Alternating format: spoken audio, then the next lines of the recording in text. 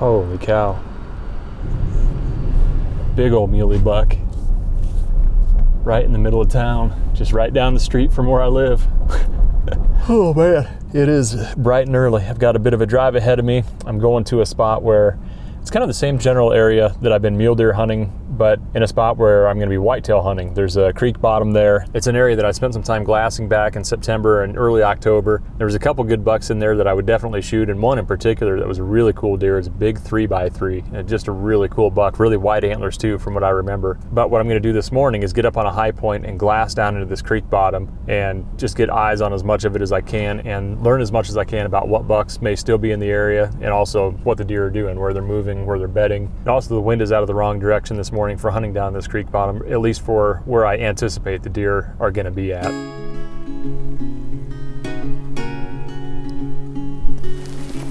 Off to an eventful start here.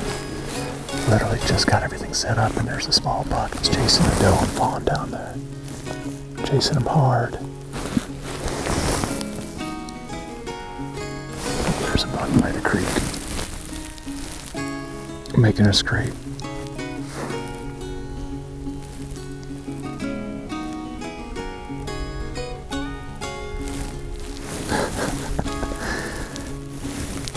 Here comes another buck into the mix.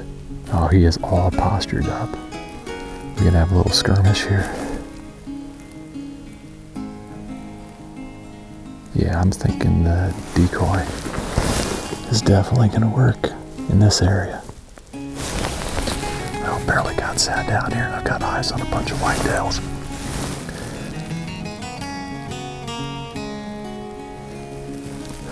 Oh, this is awesome. Frost-covered packs, cold November morning like this. Now it's gonna get really tough to see.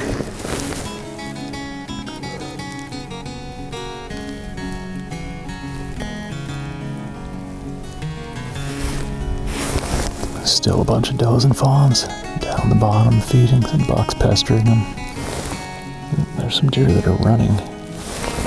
Coyotes behind them, that's why. I heard coyotes howling down in the bottom earlier. Just see a lot of deer and coyote interactions out here, and I'm sure that puts a certain amount of stress on the deer when they're just constantly coming into contact with and hearing coyotes like that. It's about 9:30 right now. The deer have filtered their way back into the cover. It seems like there's a pretty consistent direction of movement this morning. They've pretty much all just worked their way down towards the more heavily wooded part of this creek bottom. Does and fawns been doing a lot of browsing. The bucks have been kind of checking some of the does, chasing them a little bit, doing a lot of sparring. I don't think there was any way that I was going to get in here this morning without just blowing a bunch of deer out. But the good thing is, by sitting here and observing, I was able to watch and see what these deer are doing, where they're coming from, where they're going. It's given me a lot of food for thought for tomorrow morning and then going forward. But obviously things are starting to crank up a little bit here. There's some chasing, bucks fighting, just cruising. So I'm excited about this. I think there's a lot of opportunity here to setting up on pinch points, to hunt with a decoy for calling. That's what we wait for all season long.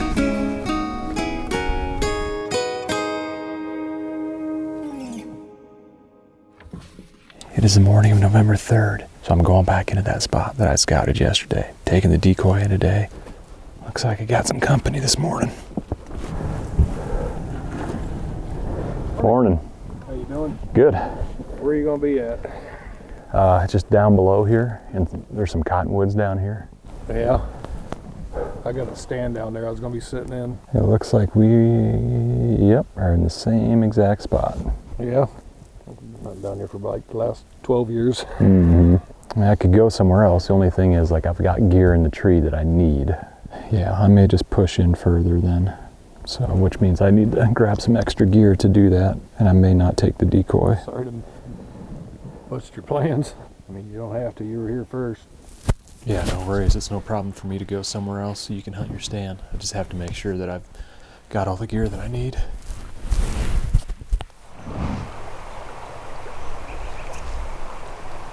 Well, it's been an interesting morning so far. I was just getting geared up at the truck. Another hunter's coming back in.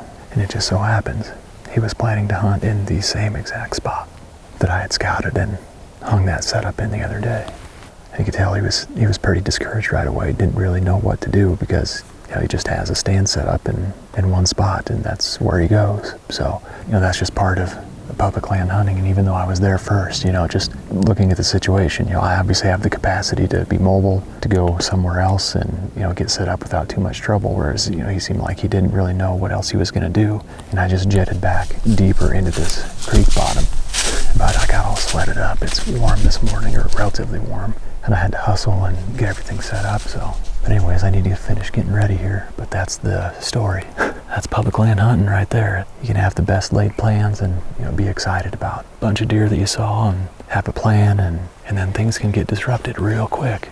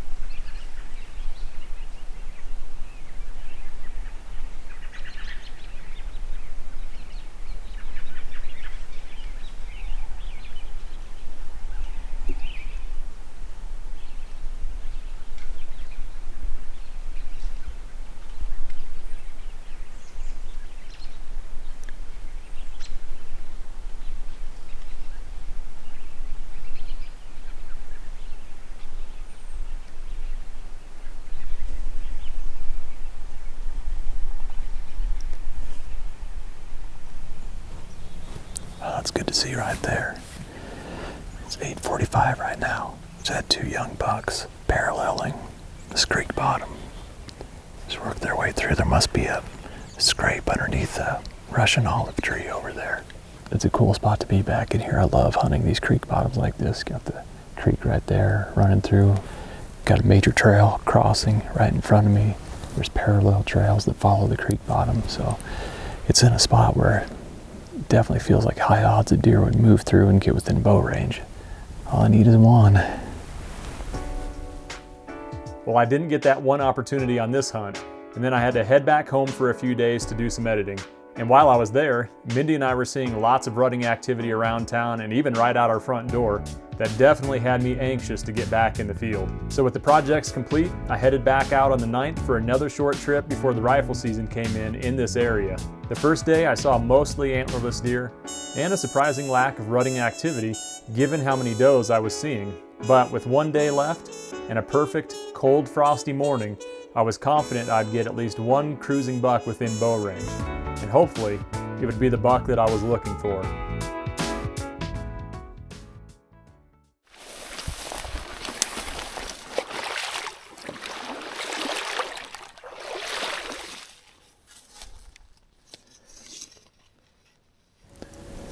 Well, here we go. Last chance. Last day before rifle season. So the wind is supposed to be light today, but it's also going to be variable. The forecast has it blowing out of 3 different directions throughout the day. It's very possible at some point if deer get in close, they're going to get downwind of me. As the saying goes, it is what it is. Putting all the chips on the table today. Like I said, this is, at least for this area, this will be the last day that I hunt this. Maybe for the season. I've talked to some people that hunt around here. They said it gets wrecked during the rifle season. Not going to be real picky today. I've yet to fill a tag and put any meat in the freezer for this season, so I need to get on it.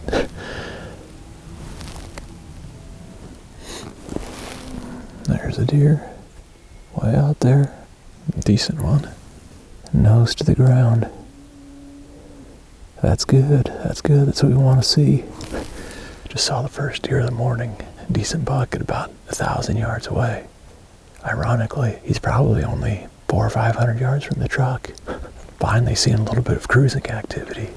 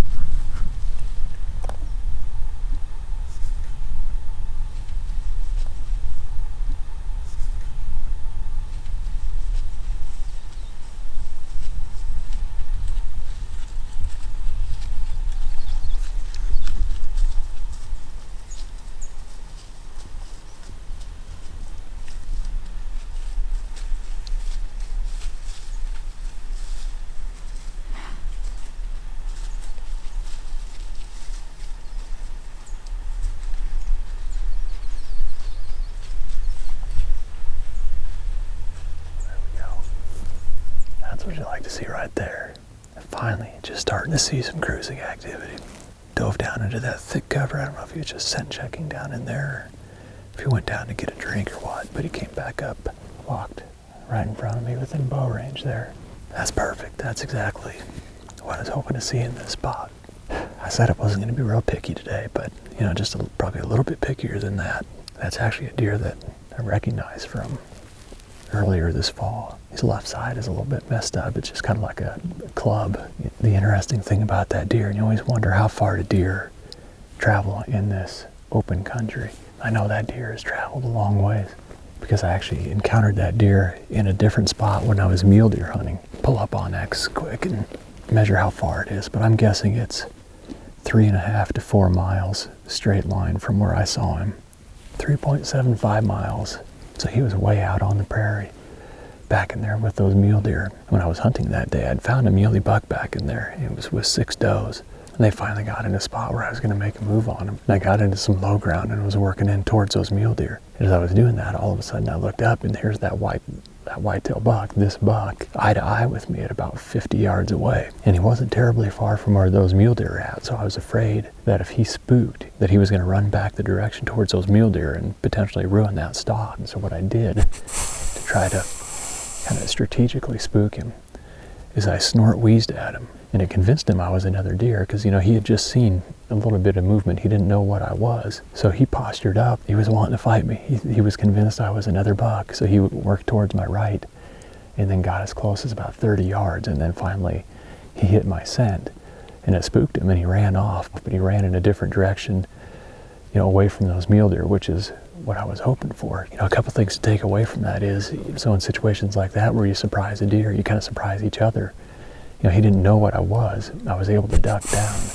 Sometimes just by simply snort wheezing at him or maybe paw on the ground. I did that some too. I was pawing the ground and just was, just making sounds that another buck would make. And it not only calmed him down, but it brought him in. So if you ever find yourself in a situation like that where you just kind of surprise a deer and you kind of duck down and they don't know what you are, sometimes, grunting or snort wheezing at them or pawing the ground or, raking brush, sometimes it can calm them down and convince them that you're actually a deer and can result in a shot. So I guess I would call it strategically spooking a deer. Sometimes those things are just going to be inevitable. Sometimes you don't want them to go a certain direction because it may go back into a bedding area or, maybe going towards deer that you're trying to stalk. Another situation similar to that is when I was on a stalk in late September. And I bumped into a mule deer doe that I didn't know was there. And she was pointing in the direction, like if she was going to spook at that moment, she was going to possibly run back towards the bucks I was stalking. So she wasn't quite sure what was going on. So she stood there and looked at me for a couple of seconds. And then, so that gave me the opportunity to literally, just kind of run in front of her and try to cut her off and force her to spook back in the opposite direction of the bucks that I was stalking. And it actually, it worked perfectly. That's exactly what she did. So anyways, another long-winded story here, but I told another one earlier about something I just learned about starlings, and I don't know if I'll put that in the video or not, just because it may not be that interesting. It's interesting to me, but anyways, yeah, strategic spooking, that the encounter with this buck just reminded me of that when I had that other encounter with him a week or so ago, almost 4 miles from here. But anyways, cool encounter with the cruising buck there. It wasn't quite one that I wanted to shoot. But it's always cool to see deer like that you recognize and realize that thing was way out in the middle of the prairie a week ago, 4 miles from here. Now I need one just a little bit bigger than that.